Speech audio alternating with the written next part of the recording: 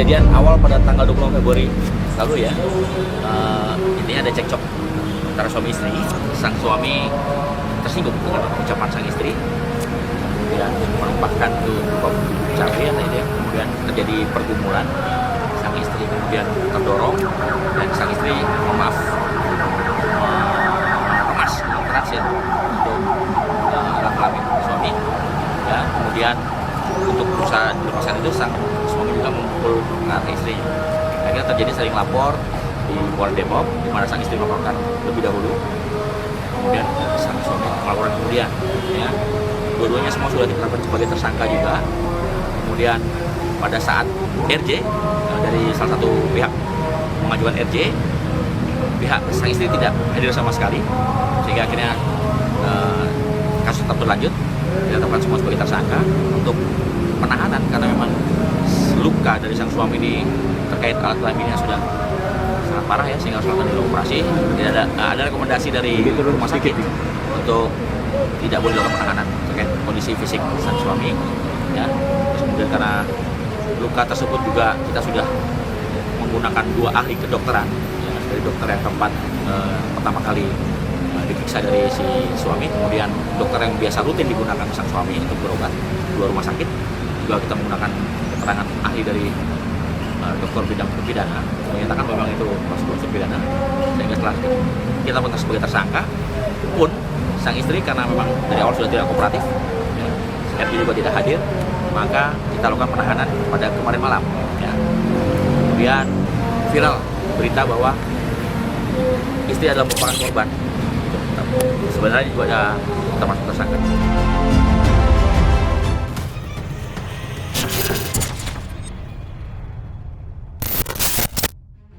Tayangan yang baru saja Anda saksikan adalah keterangan dari Kasatreskrim Polres Metro Depok atas kasus KDRT yang menjadi viral di Jagadmaya karena korban KDRT yang dimaksud justru ditetapkan sebagai tersangka dan ditahan Unit Pelayanan Perempuan dan Anak Polres Depok. Kasus KDRT yang menimpa korban yang bernama Putri Balkis membuat geram publik setelah adik kandung korban mempostingnya untuk publik di laman Twitter dan Instagram pribadinya. Dalam postingan tersebut, adik kandung korban menceritakan bahwa kakak kandungnya adalah korban KDRT suaminya, namun statusnya justru ditetapkan sebagai tersangka karena suaminya justru melaporkan balik istrinya yang merupakan korban KDRT dirinya. Tak hanya menyita perhatian publik, kasus KDRT ini juga sampai ke telinga Menko Polhukam Mahfud MD. Kapolda Metro Jaya Inspektur Jenderal Karyoto mengaku dihubungi langsung oleh Mahfud MD atas kasus tersebut.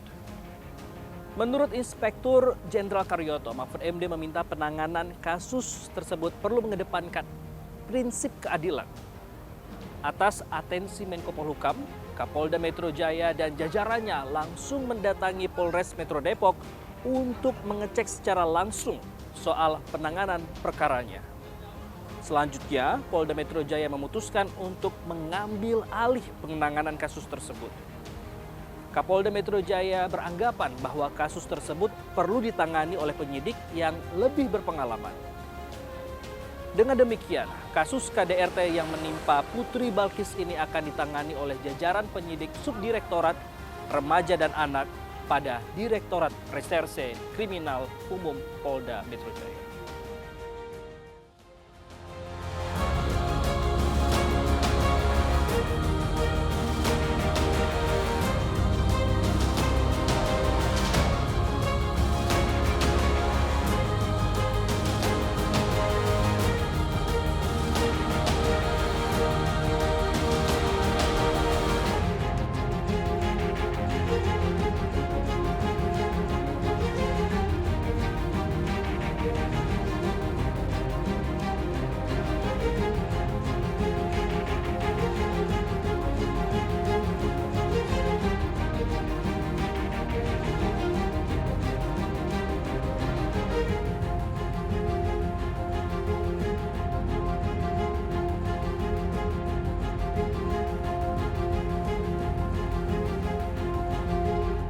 Saudara, rupanya pejabat publik yang memberi perhatian terhadap kasus KDRT ini tidak hanya Menko Polhukam Mahfud MD, melainkan anggota DPR RI yang juga dikenal sebagai aktivis, Rieke Diah Pitaloka.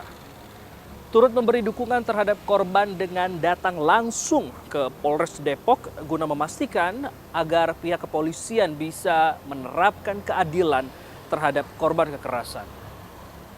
Tak hanya Rieke, Ketua DPR RI Puan Maharani juga ikut angkat bicara.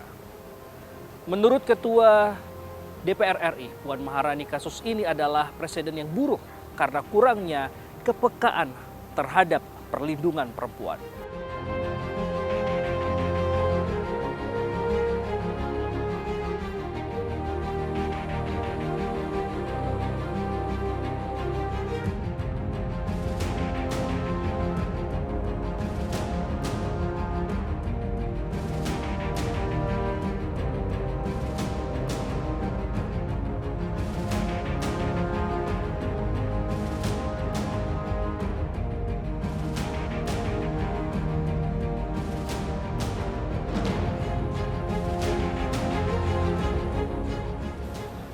Saudara, kekerasan dalam rumah tangga nyatanya tak hanya dialami oleh warga biasa. Pesohor sekaligus anggota DPR, Vena Melinda, juga pernah membeberkan KDRT yang dilakukan oleh suaminya saat ia menjalani kunjungan kerjanya ke Jawa Timur. Atas kasus yang ia alami dan laporkan kepada pihak kepolisian ini, membuat suaminya menjadi terdakwa atas kasus kekerasan dalam rumah tangga dengan pidana penjara selama 1 tahun.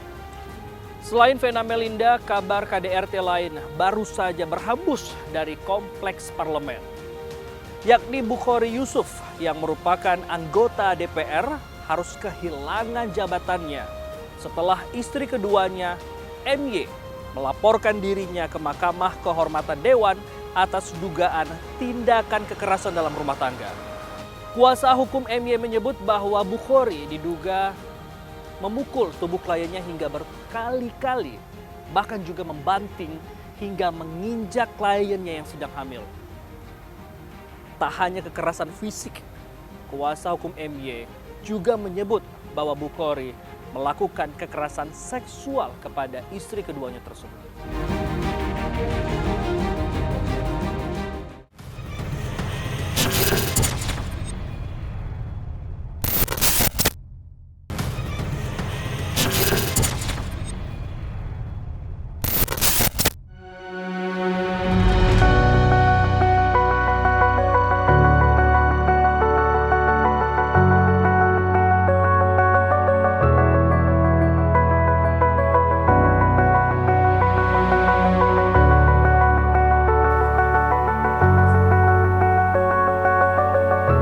Saudara, dalam Undang-Undang Nomor 23 Tahun 2004, setiap orang dilarang melakukan kekerasan dalam rumah tangga terhadap orang dalam lingkup rumah tangganya.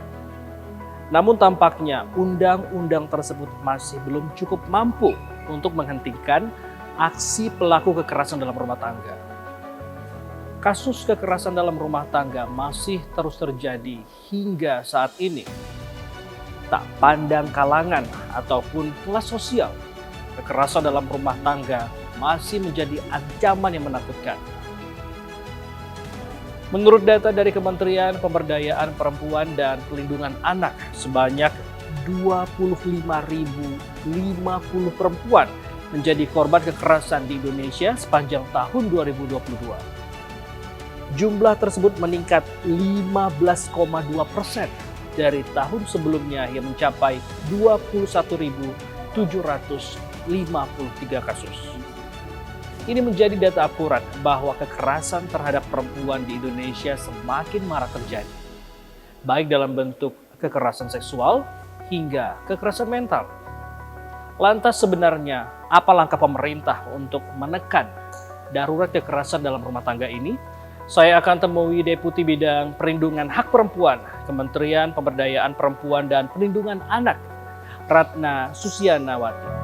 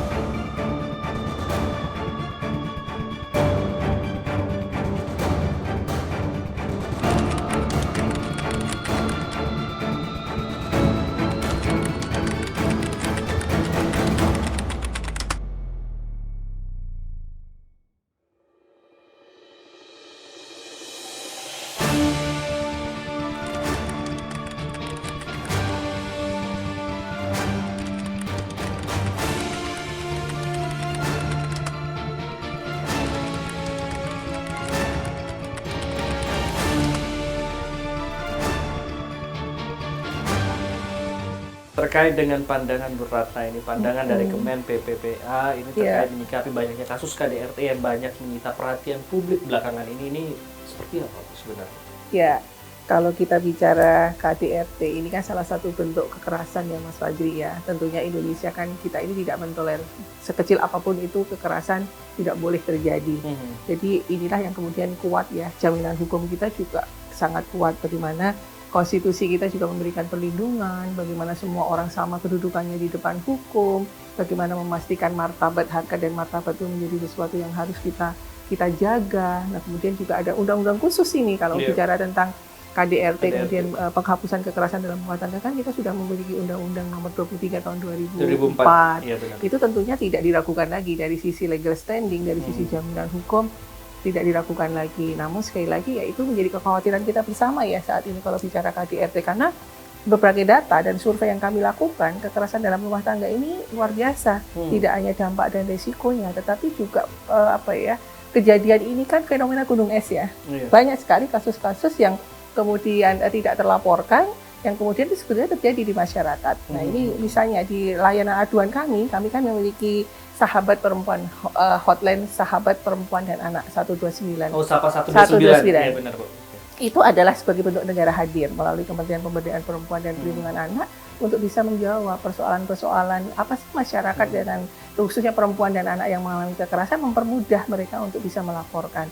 Nah, di Sapa data yang terbesar itu yang kami terima juga KDRT yang terbesar, hampir setengahnya data yang masuk di layanan Sapa itu setengahnya adalah kekerasan dalam rumah tangga. Dan bentuk kekerasan yang paling dominan itu adalah kekerasan fisik. Itu menjadi pertanyaan saya, Bu. Saat ini bagaimana program yang dimiliki oleh dari Kementerian PPPA ini untuk menekan kasus KDRT dan juga untuk melindungi hak-hak perempuan atau juga hak anak gitu, Bu? Iya.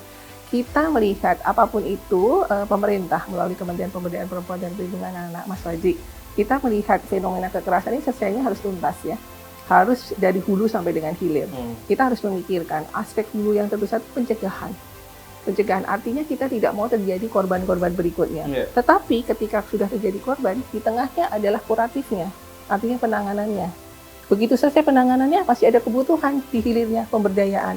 Nah ini yang kita jawab melalui pencegahan, artinya kita melakukan gerakan-gerakan masif, literasi, supaya perempuan-perempuan yang sebagian besar ya, tidak artinya tidak berarti bahwa korban kekerasan dalam rumah tangga itu hanya perempuan dan anak. Tetapi ada lingkup kan dalam KDRT itu disebut bahwa itu orang yang tinggal di selama lingkup rumah keluarga, bisa ART-nya, siapapun keluarga yang ada di sana dalam rumah itu. Nah, kemudian di pencegahan itu menjadi sangat penting. Artinya apa? Memberikan awareness, memberikan penyadaran sosial kepada masyarakat. Caranya seperti apa?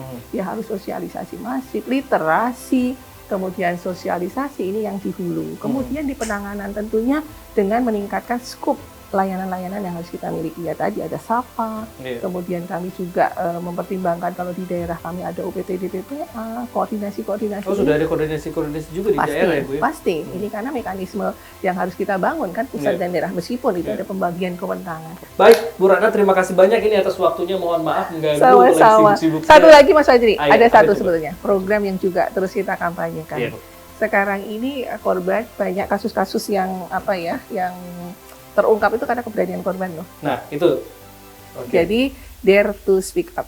Nah, memastikan kepada masyarakat, jangan pernah takut, jangan pernah ragu untuk melaporkan. Tidak hanya untuk korban, tetapi keluarga korban dan juga masyarakat yang melihat, mendengar. Aksesnya cukup terbuka.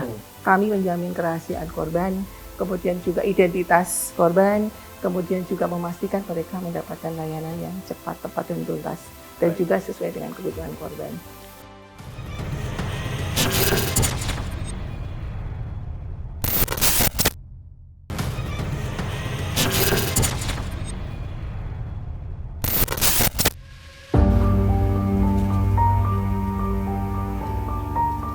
Saudara, berdasarkan catatan Komnas Perempuan pada tahun 2022, kasus kekerasan di ranah personal mencapai hampir 61%. Sedangkan kasus kekerasan di dalam rumah tangga adalah 90%. Oleh karena itu, Komnas Perempuan mendorong implementasi Undang-Undang PKDRT dilakukan. Misalnya membangun layanan terpadu bagi perempuan korban kekerasan di daerah.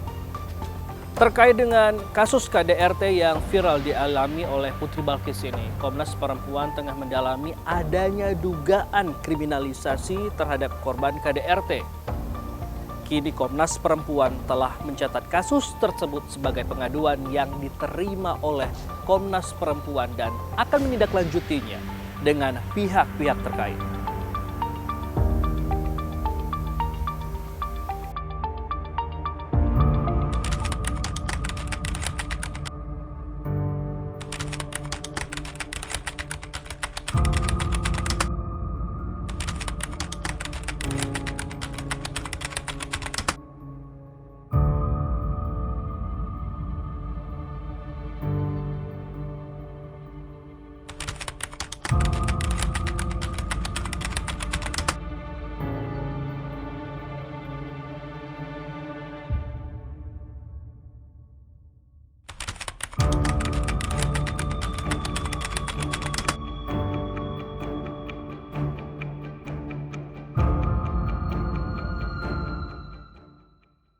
Dan saudara, untuk membahas lebih lanjut terkait dengan hal tersebut, kita akan berbincang dengan Komisioner Komnas Perempuan, Bapak Bahrul Fuad. Pak Fuad, terima kasih atas waktunya Pak Fuad. Sama-sama. Pak Fuad, ini kalau kita lihat kan ini bukan kasus yang baru lagi. Ini sudah menjadi kasus yang paling sering terjadi. Ini sebenarnya apa yang harus menjadi perhatian dari semua pihak atas kasus ini, Pak? Baik, terima kasih. Jadi sebenarnya kan kasus kekerasan dalam rumah tangga di Indonesia ini memang terus meningkat ya. Menurut data catatan tahunan Komnas Perempuan tahun 2023, itu sepanjang tahun 2022 kemarin itu ada sekitar 3.442 pengaduan kasus kekerasan berbasis gender terhadap perempuan ke Komnas Perempuan yang diadukan langsung ke Komnas Perempuan. Nah, dari 3.442 kasus tersebut itu 61%-nya merupakan kekerasan di ranah domestik. Artinya kekerasan yang terjadi KDRT. Dan ini dilakukan oleh, tentu menurut data Komnas Perempuan, itu adalah orang-orang yang dikenal korban dan dekat dengan korban, yang semestinya menjadi pelindung dari korban. Nah, gitu. Nah, tapi Pak, ini kalau kita lihat ini contoh banyak korban yang tidak melaporkan karena banyak faktor. Seperti contohnya tuh dari 61% Bapak sebutkan tadi itu pasti banyak yang tidak melapor karena mungkin karena takut. Salah satu alasannya adalah mungkin karena faktor finansial ataupun juga nanti di akhirnya tuh takut karena aib ataupun apa. Ini bagaimana tanggapannya Pak ini Pak sebenarnya? Iya, dari hasil kajian dari Komnas Perempuan, mengapa para perempuan korban kekerasan dalam rumah tangga itu tidak melapor ke melakukan pengaduan, itu ada beberapa faktor, Mas. Yang pertama ada ketergantungan korban terhadap pelaku. Ada ketergantungan, ini ada 3, ada ketergantungan fisik, kemudian ada ketergantungan psikologis, kemudian ada ketergantungan finansial. Ketergantungan fisik itu bisa jadi memang hidup korban itu sangat tergantung secara fisik oleh pelaku. Misalkan si korban tidak bisa pergi kemana, jadi dia kalau pergi kemana pun harus diantar oleh pelaku, misalkan begitu ya. Nah, kemudian ada ketergantungan psikis ya. Ketergantungan psikologis ini misalkan ketika korban itu merasa bahwa kalau ditinggal sama pelaku maka dia tidak bisa melakukan apa-apa, dia merasa tidak berguna dan lain sebagainya. Nah, ketergantungan finansial ini juga yang paling banyak, karena sebagian besar para korban kekerasan dalam rumah tangga ini adalah perempuan-perempuan yang tidak mandiri secara ekonomi, secara finansial, sehingga dia atau mereka itu seringkali mengalami kekerasan dalam rumah tangga yang berulang. Tapi Pak, apakah dengan 3 faktor yang tadi Bapak sebutkan itu tadi? Yang masih satu faktor ya. Masih satu faktor. Faktor berikutnya adalah tadi yang kedua, si korban atau perempuan ini mereka tidak menyadari bahwa apa yang dialami ini merupakan kekerasan ya berbasis gender. Yang ketiga faktornya lagi itu adalah mereka tidak tahu kalau yang dialami ini mereka tidak tahu bahwa kalau dia mengalami kekerasan mereka harus mengadu ke siapa. Nah, Itu ya, banyak sekali justru ketika mengadu ke orang yang dipercaya, justru perempuannya disalahkan. Nah, itu seringkali. Nah, yang terakhir itu adalah para korban ini diancam oleh pelaku. Jadi mereka merasa takut ya, merasa takut untuk mengadukan.